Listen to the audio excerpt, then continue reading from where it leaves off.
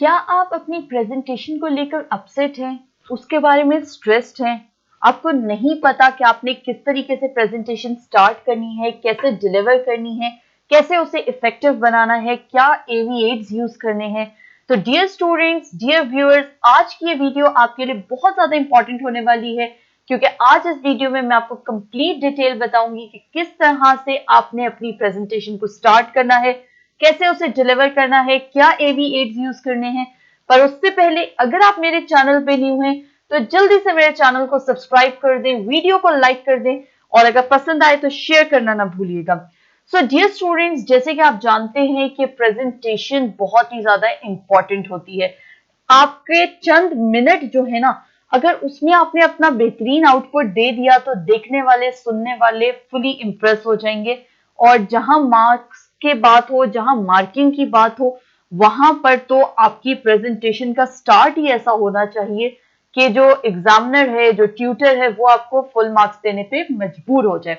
कैसे स्टार्ट करेंगे अपनी प्रेजेंटेशन? सो डियर स्टूडेंट्स, जैसे कि आप जानते हैं कि जब एक टीचर क्लासरूम में होती है तो वो किस तरीके से अपनी प्रेजेंटेशन प्रिपेयर करती है। ठीक है, हमेशा प्रेजेंटेशन को पहले प्रिपेयर किया जाता है। ठीक है, कभी भी बिल्कुल रॉ उठ के नहीं जाया जाता प्रेजेंटेशन देने के लिए, हमेशा प्रेजेंटेशन को प्रिपेयर किया जाता है।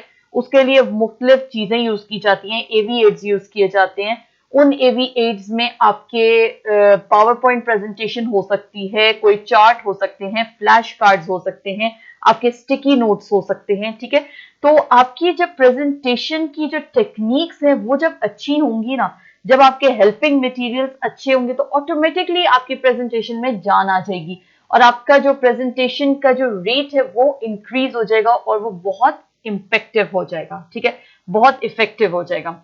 अब बात कर लेते हैं कि आपने अपनी प्रेजेंटेशन को स्टार्ट कैसे करना है।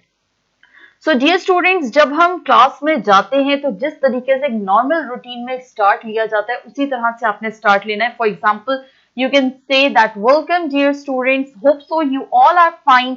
Now today we are going to discuss about जो भी आपका टॉपिक है वो आप अनाउंस करेंगे कि ये मेरा टॉपिक है। जस्ट फॉर एग्जाम्पल आपका टॉपिक है पार्ट्स ऑफ स्पीच। ठीक है, जस्ट फॉर एग्जाम्पल, तो you are going to announce the topic to your students and say, dear students, today we are going to learn about parts of speech. Do you know what are parts of speech? Can anyone tell me about parts of speech?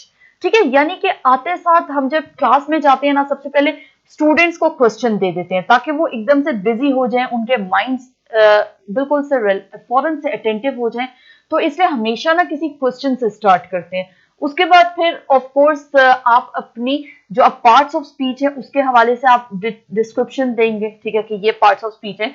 उसके लिए आप chart papers या flash cards prepare कर सकते हैं। आपकी अब online presentation है। ठीक है, आपकी प्रेजेंटेशन है ऑनलाइन। मैं आपको सजेस्ट करूंगी, बेहतरीन बेहतरीन बेहतरीन तरीका है, आप एक पावर पॉइंट स्लाइड बना लें अच्छी सी। ठीक है, अच्छी सी पावर पॉइंट स्लाइड बना लें और उसके थ्रू आप प्रेजेंटेशन दें। ठीक है, उस स्लाइड के थ्रू आप जब प्रेजेंटेशन देंगे तो वो आपके लिए बहुत इम्पेक्टिव हो जाएगी, बहुत अच्छी हो जाएगी। ठीक है, उसके अलावा जाहिर है अब आपके पास टाइम शॉर्ट है और जब टाइम शॉर्ट होता है तो लाजमी प्रोडक्टिविटी इफेक्ट होती है, लेकिन उसको इफेक्ट ना होने दें। बेहतरीन तरीका ये है कि आप पावर पॉइंट स्लाइड बना लें। ठीक है, पावर पॉइंट स्लाइड्स किस तरह से बनाते हैं अगर नहीं आप लोगों को पता तो मेरी कमिंग वीडियो में आपको मैं डिटेल्स बता दूंगी अबाउट पावर पॉइंट स्लाइड्स।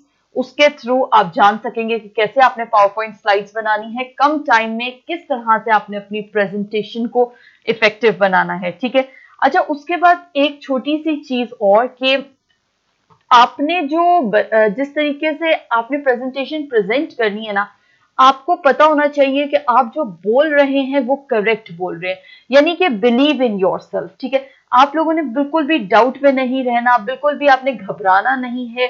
कोई आपको कुछ नहीं कहने वाला। अगर आपसे कोई गलती भी हो जाती है ना, कोई ऐसी बड़ी बात नहीं है। ठीक है, अगर आप वहां रुक जाएंगे तो वो बड़ी बात होगी, लेकिन अगर आपसे कोई मिस्टेक हो जाती है, कोई गलती हो जाती है, लेकिन आप उसको अपनी बातों के थ्रू आप कवर अप कर जाते हैं, तो वही बेस्ट टेक्निक होती है।